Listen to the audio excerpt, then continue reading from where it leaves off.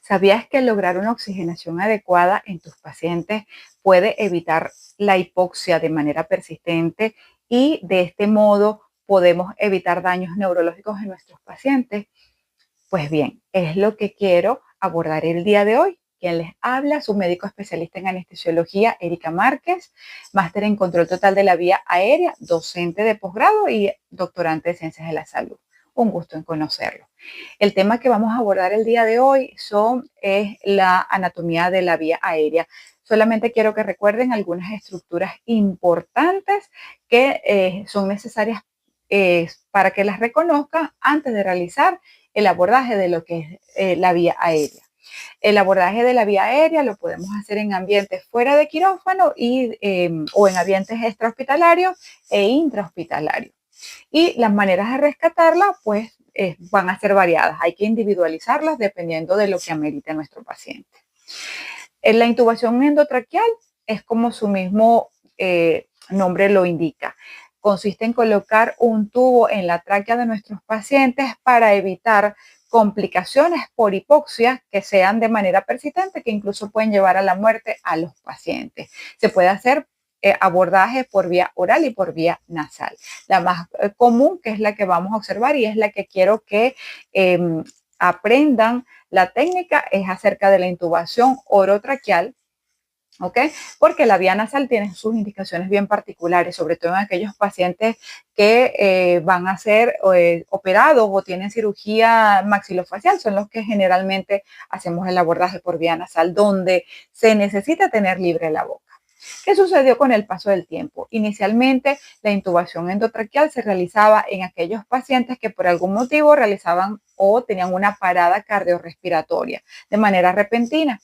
Y con el pasar del tiempo también empezaron a cambiar esos tubos endotraqueales porque anteriormente eran negros, eran rojos o naranja, donde no se podía visualizar a través de ellos y se dieron cuenta que muchas veces habían secreciones que venían de la vía aérea.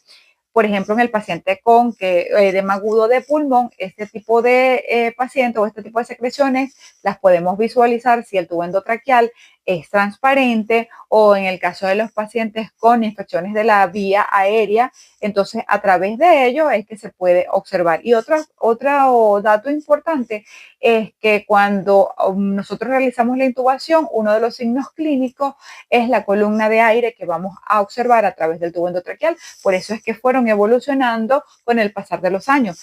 Dejaron de ser oscuros y antes eran de goma, posteriormente pasaron a ser siliconados. E incluso algunos cambios en la textura del tubo endotraqueal, porque los tubos endotraqueales cuando se inflan podían quedar pequeñas grietas y eso podía desproteger, por decirlo de algún modo, y podía pasar contenido gástrico a través de esas grietas si el balón no se llenaba de manera adecuada. Por eso es que todo esto ha evolucionado con el tiempo.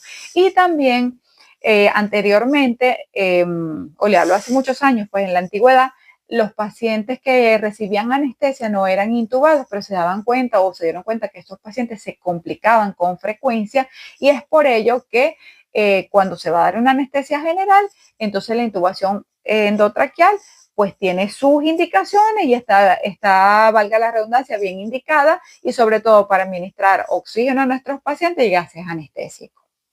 Que es importante que sepan, muchachos, que la vía aérea se divide en superior e inferior. La vía aérea superior abarca desde la nasofaringe, orofaringe, laringofaringe. Y la vía aérea inferior inicia desde lo que es la tráquea hasta nuestros pulmones. La nariz, la función principal es la de calentar y filtrar el aire que va a pasar a nuestra vía aérea. En su porción nasal anterior se encuentran los orificios nasales y los cornetes, y por la parte posterior se encuentran los que son los cornetes y el tabique. También es importante que los senos paranasales funcionan también como una caja de resonancia. La faringe, una estructura que en un adulto promedio puede medir entre 12 y 15 centímetros y se divide en tres porciones: epifaringe, mesofaringe o hipofaringe, que es lo mismo que nasofaringe, orofaringe y laringofaringe. tiene músculos principalmente constrictores que están preparados para proteger la vía aérea y en el momento que nosotros deglutimos se encarga de proteger la vía aérea para que el bolo alimenticio pase directamente a lo que es el estómago. La nasofaringe se extiende desde la base del cráneo hasta la cervical número 1 y por detrás se encuentran contenidas lo que son las coanas y en sus porciones laterales lo que es ese drenaje que viene del oído, que es la trompa de Eustaquio. La orofaringe, que tiene contenido lo que es el paladar blando hasta la epiglotis. La epiglotis es esta estructura rosada que podemos ver en lo que es la hora 12. Esa estructura central es lo que es la epiglotis. Bien, la laringofaringe se extiende desde la epiglotis hasta los cartílagos aritenoides, ¿ok? Que es importante también que sepan, la laringe o laringofaringe mide aproximadamente de 5 a 7 centímetros y está ubicada aproximadamente en lo que es la cervical 4 y la cervical 5, ¿ok? Y está conformada por cartílagos impares y pares. Los cartílagos impares, el tiroides, que es este cartílago que tiene forma de mariposa, el cricoides, que es como una semiluna que está debajo, y el epiglótico o la epiglotis. Esos son los cartílagos impares. Y tenemos unos cartílagos pares que son par de aritenoides, pares de corniculados y los cuneiformes. Bueno, la boca ya sabemos que se extiende desde lo que son los labios hasta los pilares palatoglosos, ¿ok? Eso es lo importante. La epiglotis, esa estructura central, es importante que la recuerden cuando nosotros realizamos el procedimiento de la laringoscopía. Una vez que termina la lengua, se encuentra lo que es la vallécula, que es lo que vamos a elevar para poder levantar lo que es la epiglotis y observar lo que son las cuerdas vocales, que son esas estructuras que parecen un triángulo, que son nacaradas, que se encuentran en todo el centro. El tubo endotraqueal, muchachos, siempre va colocado dentro o detrás de las cuerdas vocales. El balón debe quedar siempre detrás de lo que son las cuerdas vocales. La vía aérea inferior, como les hablaba al principio, que abarca lo que es la tráquea, bronquios y pulmones, ¿ok?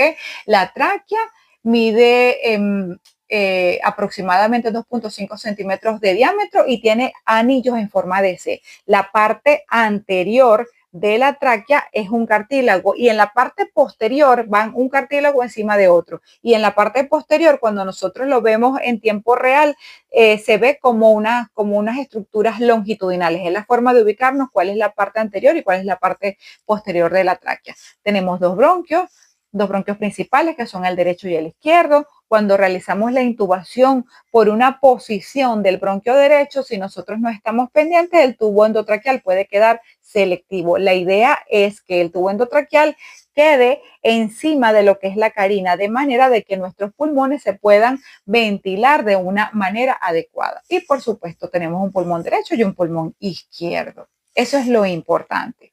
¿Por qué es tan importante que nosotros reconozcamos todas estas estructuras, muchachos? Porque no siempre la anatomía de la vía aérea es igual en los pacientes. Hay pacientes que son más fáciles de intubar y pacientes más difíciles de intubar. ¿Cuáles son los más difíciles? Por supuesto, donde por ejemplo, los pacientes obesos mórbidos, los pacientes como los que le presento a continuación, un paciente politraumatizado, un paciente con algún tipo de fractura, un Lefort 3, 4, son los pacientes más complicados.